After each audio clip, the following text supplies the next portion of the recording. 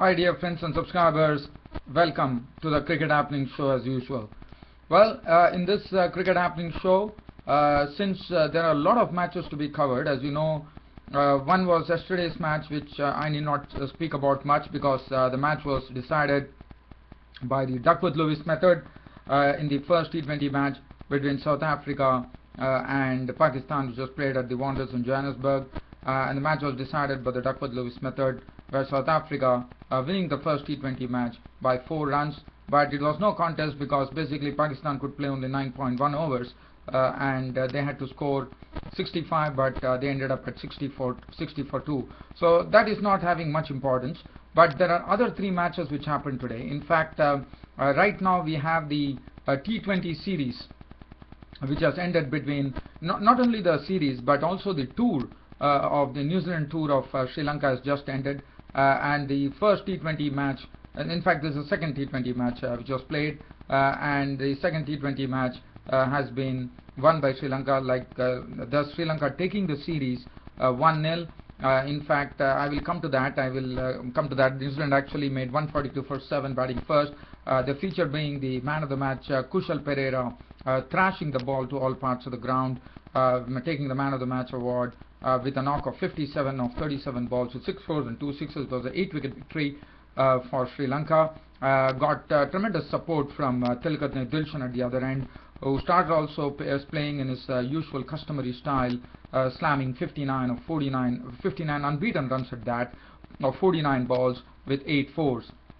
So that's giving them the victory by 8 wickets. Well, so that is another match. And the other match that I would like to talk about is the match about, as you know, the first one-day international match was played between West Indies and India, and it was pretty one-sided.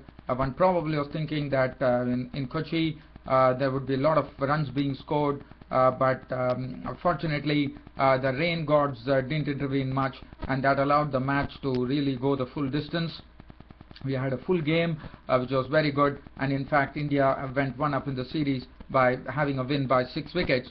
The feature being, I will talk about the feature, but actually West Indies made 211 batting first. The Indian spinners ruling the roost there, with Suresh Raina, Ravichandran Ashwin and Jadeja getting amongst the wicket, in fact sharing 8 wickets among them, with Gale being run out, which I'll talk about, and India replying with some sweet little innings, from the young brigade of Rohit Sharma, who made 72 of 81 balls with 8 fours and 1 6, and he also became the highest run scorer in one-day internationals in 2013, surpassing the Pakistani captain Misbah-ul Haq.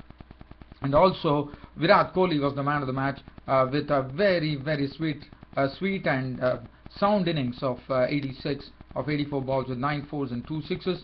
And not only did Virat Kohli make 86, but he also went on to equal the record which was set by the former West Indian great batsman Sir Isaac Vivian Alexander Richards, where 114 innings was taken by Vivian Richards. In fact, Virat Kohli equaled that record today in his innings of 86. So that would have been a proud feeling. And as I said, India practically did it in a very fine style by winning by 6 wickets. And then we head off to the Ashes series, where Australia actually were really down in the dumps at one stage, being reduced to 132 for 6 by Stuart Broad, who had taken 4 wickets in his bag. In fact, he finished it with 5 wickets, but there was an absolute rearguard action from the wicketkeeper batsman Brad Haddin, who was still unconquered on stumps on day 1 of the Ashes test on 78 not out with 7 fours and 1 6. They settled into a very good partnership, which was very important under the circumstances. A 114-run partnership ensued in 39 overs, with Mitchell Johnson showing his all-round skills here by contributing 64 with 6 fours and 2 sixes, and that enabled Australia to really finish at stumps on a situation which probably they would be happy, for the simple reason that from 132 for 6 they recovered to 273 for 8 at stumps on day 1, with Stuart Broad getting on to 50 wickets in 2013, and also picking up 5 wickets for 65 runs on the first day of this first test match of the Ashes Test series. Well, so what I'm going to do is we will start off in the matches which were played. As I said, first we'll go to the first T20 in South Africa, where South Africa batted first, scored 153 runs for 7 wickets after playing the 20 overs, and Pakistan, because of the rain, it was decided by the Duckworth-Lewis method. They made 60 for 2. Nothing to really talk about. South Africa leading the 2-match series 1-0 with one more T20 match coming up on 22nd of November at Cape Town. So that is gone. So the next match that we'll be talking about is the Ashes. Stumps on day 1. Australia actually winning the toss and very rightly electing to bat first on this pitch. So it was a good toss to win, according to me. And Australia went in with a bowling attack. They left, in fact, they went in with an attack with Mitchell Johnson, Peter Siddle and Ryan Harris to man the pace attack. They had Nathan Lyon in the mix too. And Australia, well, they found, as I said, what I'm going to do is I'm not going to be going into the nitty-gritties, because as I said, I have to cover a lot of matches here. But if time permitting on this YouTube broadcast, I will come back and talk about some important things which happened. Now, as far as Australia are concerned, let's talk about Stuart Broad's bowling. Well, the day started off. In fact, the first delivery that was bowled in the Ashes Test series was slammed by David Warner. In fact, David Warner pulling Stuart Broad for a boundary, and after that things started happening as Stuart Broad started all the slide here. In fact, the pitch, as I said, there's a Gabba pitch in Brisbane, as you know. We all know it's a pretty bouncy pitch. There was a lot of movement for the seamers, and the ball was moving around, and Stuart Broad took immense advantage out of it. First, he picked up the wicket of Chris Rogers with a delivery, which actually Chris Rogers was caught fending at the delivery from Broad, and Bell picked up the catch. So that was the first wicket to go. So that made it 12 for 1. After that, Warner, well, he was looking very good. He was leaving the balls outside the off stump in an impeccable manner. So it's good to see. Probably he has changed his style of batting to suit the test matches. So I saw a welcome change coming in David Warner. Shane Watson joined him, and slowly the partnership started building up after the early dismissal of Chris Rogers, with the score being pushed on with some very good strokes played by David Warner to take on the score. In fact, Watson was playing second fiddle at that stage, and the score went on to 71, and that was the time David Warner, Shane Watson was the next to go, as Broad once again came in and picked up the wicket. If Broad was the one who broke that second wicket stand, when he picked up the wicket of Shane Watson, who was caught by Swan of the bowling of Broad with a ball which moved away from him. Swan poaching the catch at gully. He was gone for 22 with 2 fours. And after that, Michael Clarke was a victim of a shortish delivery. In fact, he made Michael Clarke go on the back foot, so that was very important. And because of the bounce, Michael Clarke was caught fending at a delivery, trying to avoid the ball coming to his face. He actually fended at it, took the handle of the bat, and Bell actually got a real dolly as he picked it up at forward shot, like he was gone for 1. So that made the score 73 for 3. David Warner, after doing all the good work in his knock of 49 with 6 boundaries, departed in very unusual circumstances. This is an unusual style. The reason being, after doing all the good work, he played a very, very loose shot. In fact, he tried to slam a ball past the point area. Peterson picking up the catch of the bowling of Broad for 49, which made the score 83 for 4. Bailey was making his debut. George Bailey was making his debut, but George Bailey's debut was something that he would not remember, as Anderson, with some quick bowling, got George Bailey to nick one to Cook in the slips, and he was gone for 3. And then Stephen Smith came in pretty attacking style. He started taking the attack to England, and he succeeded only as far as making 31 runs were concerned, and he was gone as Tremlett actually picked him up, caught by Cook in the slips of 31 with 4 boundaries, and that was the time the Australian score stood at 132 for 6, and it looked like Australia might even be bowled out probably within 200 runs. But well, as far as Brad Haddin and Mitchell Johnson were concerned, they really took their time. They really sussed up the pitch and slowly started wearing out the English seamers, and then they also started playing the spin of Graham Swan pretty well, and well, everything was going according to plans as far as that stage. And in fact, as I said, there was a real rearguard action by Brad Haddin and Mitchell Johnson by playing some very good strokes. And Brad Haddin also, he likes to play the ball very straight, and he was hitting pretty crisply. And Mitchell Johnson was not afraid to really go over the top, and he precisely did that by putting up a very, very useful partnership of 114 runs, which took the score from 132 to 246, and that was good to see, and that enabled Australia to finish at stumps at 273 for 8.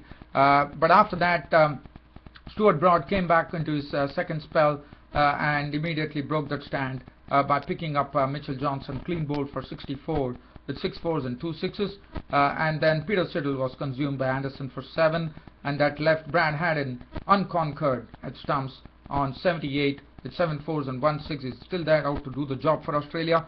Ryan Harris was not out on 4, and stumps on day 1 of the Ashes Test match, Ashes Test series, played at the Woolen Gabba and the Brisbane Cricket Ground. Australia stumps 273 for 8, thanks to Haddin and Johnson. Haddin not out 78, Harris not out 4. The bowling figures: 5 for 65 for Stuart Broad, 20 overs 3 minutes, 65 for 5, bowled superbly. Anderson 22 overs 5 minutes, 61 runs and 2. Also, his pace went up a notch there.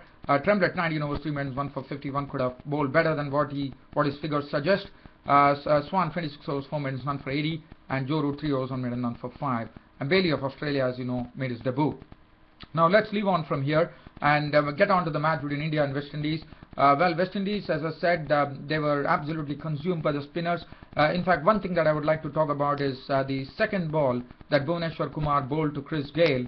In fact, Gayle actually just dabbed the ball, and Bhuvneshwar Kumar swooped onto the ball and actually picked up the ball and threw it at the non-strikers, and Gayle was caught short. He was run out for a duck. In fact, in the process, Gayle, trying to regain his ground, slipped and fell on his stomach. And what happened was that Gayle was taken out in a stretcher, and I am told that probably he will be out of the one-day series, which is pretty sad, but that was the story for West Indies. So West Indies 211 all out, with the spinners really weaving a web around them, and West Indies finding it very difficult, because basically what one saw here at the Nehru Stadium, Kochi, where it was a real very hot and humid, and the conditions, even though perfect for batting, but the pitch was stopping a bit, and that really made Mahendra Singh Dhoni, the Indian intelligent captain, realize that there is something in the pitch for the spinners where the ball is stopping. Immediately he got his spinners in, and his spinners did a wonderful job for him, with Suresh Raina, the pick, 10 overs 1 made and 34 runs, 3 wickets.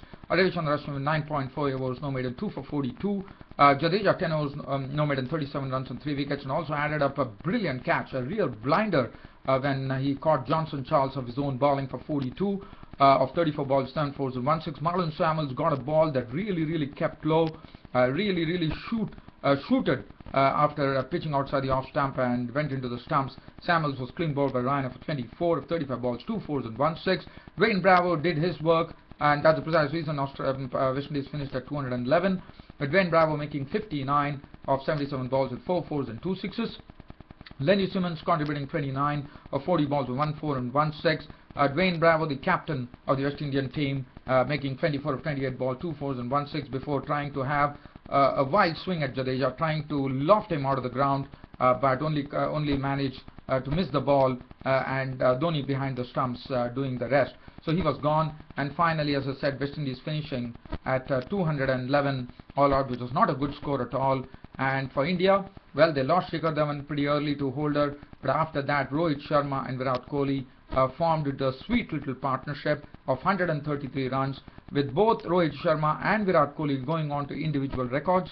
Rohit Sharma in his innings of 72 of 81 balls with 8 fours and 1 6, as I said, becoming the first player in 2013 to go past the 1000 mark. In fact, he overtook Misbah-ul Haq, the Pakistan captain, in 2013. Virat Kohli, in his knock of 86 of 84 balls with 9 fours and 2 sixes, was really showing how it used to be done on that pitch.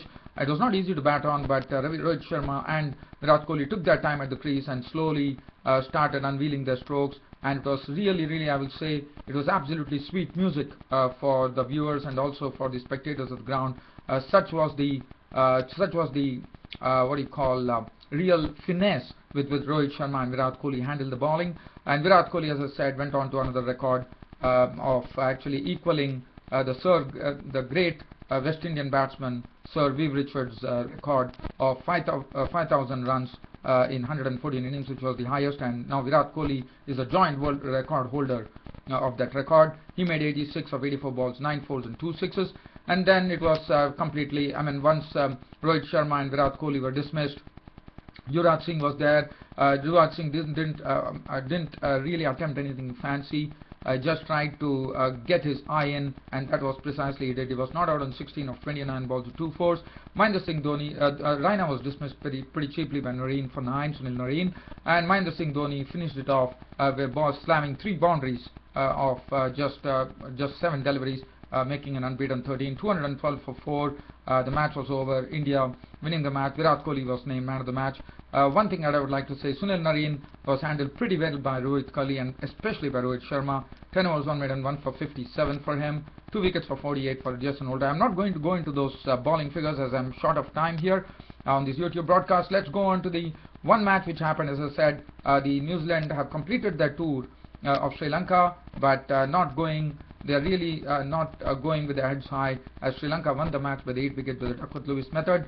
New Zealand making 142 for 7 of their 20 overs, batting first. The highest scorer being Luke Ranchi, who slammed 34 unbeaten runs of 25 balls with 3 fours and 1 6. And for Sri Lanka, Rambukwala, an off-spinning all-rounder, actually made his debut, and he had a wonderful debut in the T20 matches. 4 overs, no made and 1 for 17 for him. The wickets were all shared by Malinga, Kulashekara, Matthews and Perera. As far as Sri Lanka were concerned, they lost Mahela Jayawardene early, who opened the innings. Kusal Perera and Tilakatne Dilshan put on a partnership which was worth 96 runs for the second wicket, and was done in pretty quick succession, because if you look at it, Jayawardene departed in the second over.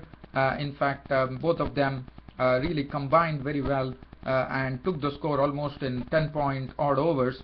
They put on more than almost 9 runs per over to take the score to 104, with Kusal Perera slamming the ball to all parts of the ground. Cordon bowled Nicol for 57 of 37 balls, 6 fours and 2 sixes.